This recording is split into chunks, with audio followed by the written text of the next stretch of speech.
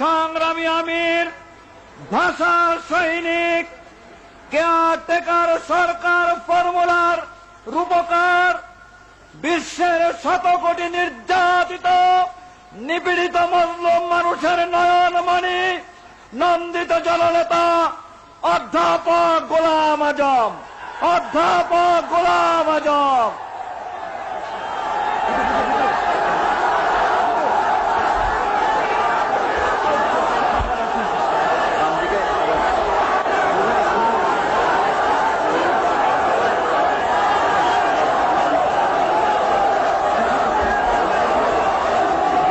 আলহামদুলিল্লাহ রাব্বিল আলামিন, আলহামদুলিল্লাহ রাব্বিল আলামিন, ওয়াসসালাতু ওয়াসসালামু আলা সাইয়্যিদিল মুরসালিন ওয়া আলা আলিহি ওয়া আসহাবিহি আজমাইন। এই শুকরিয়া দিবস উপলক্ষে আয়োজিত এই মহাসমাবেশের সভাপতি, ইসলামী আন্দোলনের নেতৃবৃন্দ আর আমার প্রিয় সংগ্রামী দেশবাসী, আসসালামু আলাইকুম ওয়া রাহমাতুল্লাহ।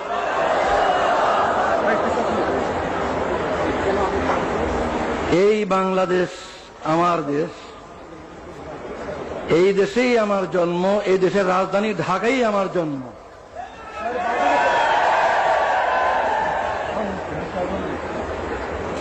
জন্মগত নাগরিকত্ব আল্লাহর দান। কে কোথায় জন্ম নেবে এটা ফয়সালা তিনি করেন। এই জন্মসূত্রে নাগরিকত্ব কেড়ে নেওয়ার কোনো অধিকার নেই।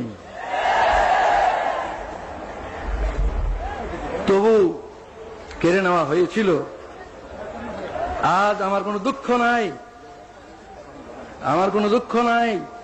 আল্লাহ তাআলা সম্মানের সঙ্গে আমার দেশের সর্বোচ্চ আদালতের মাধ্যমে আমার নাগরিকত্ব ফিরিয়ে দিয়েছেন, আলহামদুলিল্লাহ। নাগরিকত্ব হচ্ছে সকল অধিকারের ভিত্তি। যদি নাগরিকত্বই স্বীকৃত না হয় তাহলে আর কোনো অধিকারই স্বীকৃত হয় না। যেহেতু সরকার আমার নাগরিকত্ব স্বীকার করেনি এতদিন পর্যন্ত, এই কারণে রাজনৈতিক অধিকারও আমার ছিল না। সরকারের নিকট রাজনৈতিক অধিকার স্বীকৃত ছিল না, আর বাকি অধিকার তো প্রশ্নই ওঠে না। আলহামদুলিল্লাহ, আজ আমি আপনাদের মতো একজন নাগরিক, এই দেশের 12 কোটি মানুষের মতোই আমি একজন জন্মসূত্রের নাগরিক।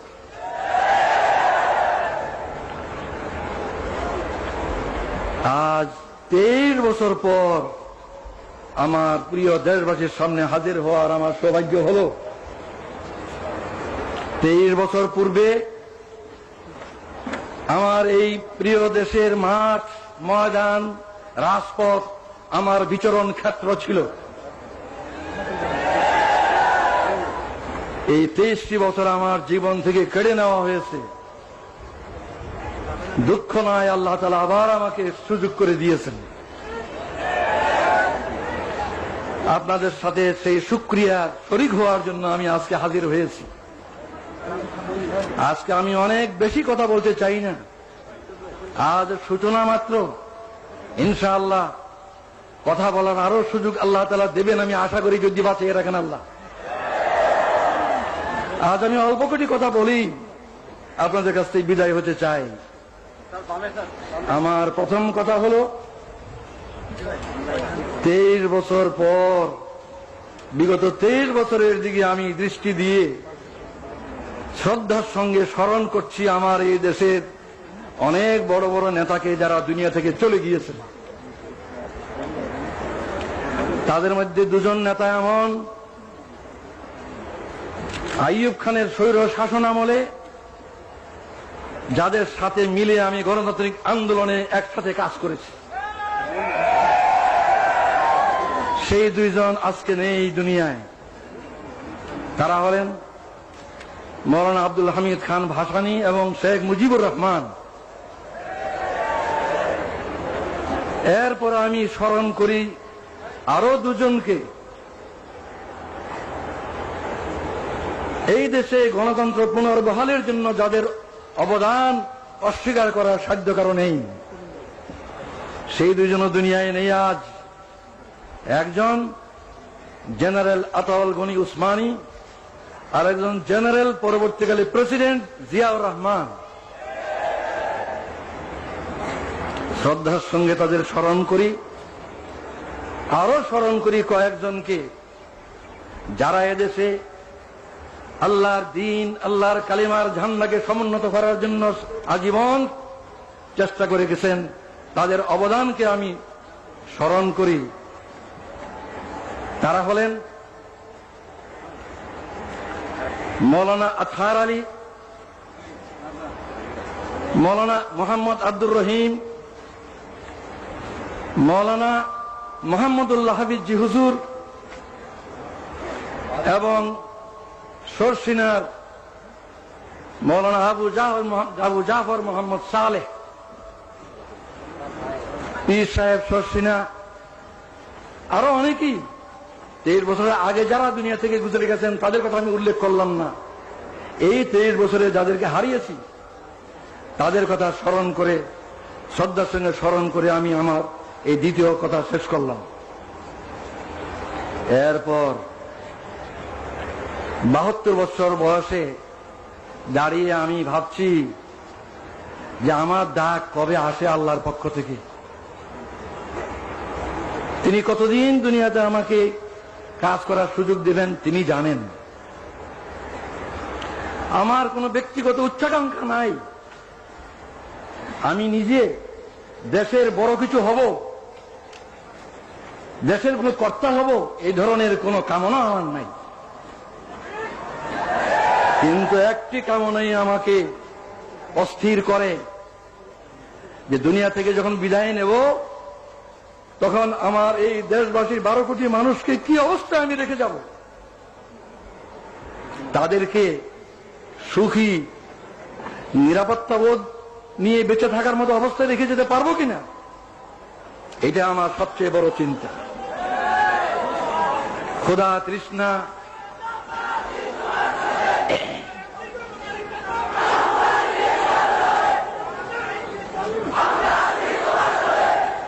আমার এই সাধনা, এই চিন্তা কিভাবে এই দেশের স্বাধীনতা সার্বভৌমত্বকে হেফাজত করা যাবে আর কিভাবে এই দেশের জনগণকে সুখী করা যাবে।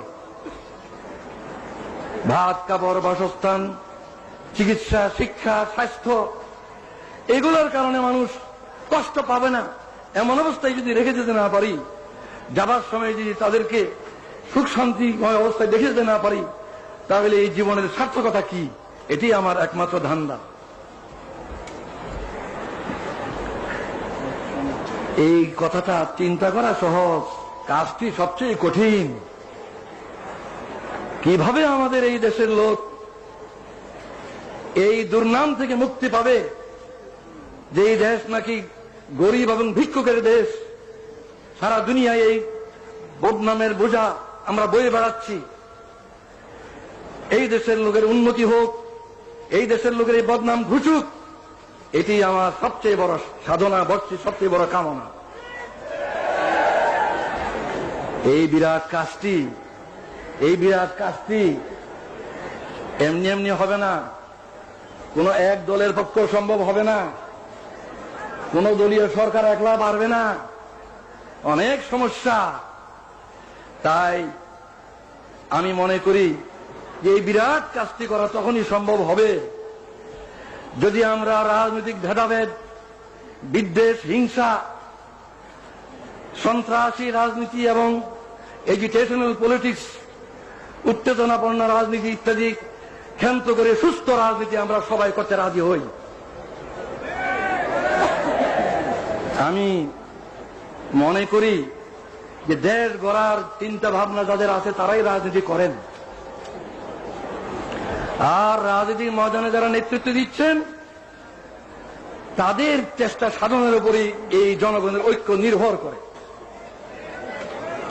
জনগণের মধ্যে বিভেদ সৃষ্টি করে কোনো নেতৃত্ব সবল হবে না। জনগণের মধ্যে ঐক্য সৃষ্টি করেই সত্যিকার ভাবে দেশের কল্যাণ করা সম্ভব। এই ঐক্যের জন্য আসুন আমরা সকলে চেষ্টা করি। অতীতের বহু উত্থান পতন হয়েছে, রাজনীতির অঙ্গনে বহুত উত্থান পতন হয়েছে। আসুন আমরা ওইসব অতীতের দুঃখের কথাগুলি ভুলে যাই। আমরা যারা রাজনীতি ময়দানে আছি, আসুন একসাথে বসি, ভাব বিনিময় করি। দেশের সমস্যা অজানা নয়, সবারই কাছে আমাদের জানা। আসল কথা সমাধানের পথ কি, কিভাবে সমাধান করব, এই সমাধানের জন্য আসুন একসাথে বসি, একসাথে চিন্তা করি, মতের বিনিময় করি। আমরা ঐক্যবদ্ধভাবে চেষ্টা করা ছাড়া এই বিরাট কাজ কিছুটি সম্ভব নয় বলে আমি বিশ্বাস করি। আমি দেশবাসীর সকলের কাছে এই কামনা করি যে আপনারাও দোয়া করেন। আমি এই চেষ্টাই করতে চাই, প্রতিটি রাজনৈতিক নেতার দুয়ারে দুয়ারে আমি যেতে চাই, প্রতি নেতার কাছে আমি ধর্ম দিতে চাই। আসুন আমরা দেশকে গড়ি একসাথে মিলে। এই ঐক্য ছাড়া এই দলীয় কর্তৃত্ব, নেতৃত্ব, এগুলি নিয়ে আমরা ঝগড়া করতে পারবো, কিন্তু দেশ গড়তে পারবো না। এগুলি নিয়ে আমরা মারামারি কাটাকাটি করতে পারবো, কিন্তু জনগণকে সুখ শান্তি দিতে পারবো না। আমি আর বেশি কথা বলতে চাই না। এখানে একটা গুরুত্বপূর্ণ কথা আমি বলতে চাই, সেটা হচ্ছে রাজনীতির ময়দানে যারা কাজ করেন, বিভিন্ন দলের মধ্যে মতের পার্থক্য থাকা খুবই স্বাভাবিক, এবং এই পার্থক্যের কারণে রাজনৈতিক সিদ্ধান্ত ভিন্ন ভিন্ন হয়। বিভিন্ন দলের বিভিন্ন রকম রাজনৈতিক সিদ্ধান্ত হয়, এবং এক দলের সিদ্ধান্ত আরেক দলের নিকট গ্রহণযোগ্য হয় না। এটা হয়েই থাকে, এটা স্বাভাবিক। এই কারণে আমাদের মধ্যে যে দূরত্ব পারস্পরিক, এই দূরত্ব দূর করতে হবে। আর দূর করার পথ এটাই যে অতীতকে ভুলে যাওয়া। আমার বিরুদ্ধে যারা ব্যাপক অপপ্রচার করেছেন বহু বছর থেকে, আমি তাদের অপপ্রচারকে কিছুই মনে করি না। তাদের বিরুদ্ধে আমার কোনো বিদ্বেষ নাই, আমি তাদের বিরুদ্ধে কোনো অভিযোগ করব না। তাদেরকে আমি অনুরোধ করব, আসুন আমরা একসাথে মিলে দেশ গড়ার চেষ্টা করি। আমারও যদি কোনো ভুল হয়ে থাকে, ইচ্ছাকৃতভাবে দেশের এবং জনগণের ক্ষতির কোনো চেষ্টা আল্লাহর রহমত আমি কোনোদিন করিনি। যা ভালো বুঝেছি দেশের জন্য, জনগণের কল্যাণের জন্য করেছি। এরপরেও মানুষের ভুল হয়, ভুল হতে পারে। কেউ আমার কোনো কাজকে ভুল মনে করতে পারেন, তার জন্য তাদেরকে আমি দোষী বলবো না। নবী ছাড়া কে দোষী নয়, দোষ কম বেশি সবারই আছে। তাই যারা আমার কোনো কাজকে ভুল মনে করেছেন, আমার কোনো কাজে অসন্তুষ্ট হয়েছেন, আমার কোনো কাজে ব্যথিত হয়েছেন, দুঃখ পেয়েছেন, আমি তাদের সবার কাছে জানাচ্ছি, আপনাদের এই বেদনার সঙ্গে আমি শরিক, আমিও দুঃখিত। আমি আল্লাহর কাছে দোয়া করি যাতে আমি বাকি জীবন যা কিছু করি কারো মনে দুঃখ না দিই, কারো মনে দুঃখ না আসে এমন ভাবে যেন আমি কাজ করতে পারি। আপনারাও এই দোয়া করুন। সর্বশেষে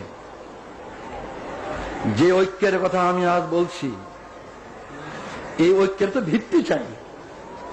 ঐক্যের কথা সকলেই বলেন, অনেকেই বলেন, কিন্তু ঐক্যের মধ্যে ভিত্তি প্রয়োজন। বিনা ভিত্তিতে ঐক্য কিছুতে পেরে দাঁড়াবে।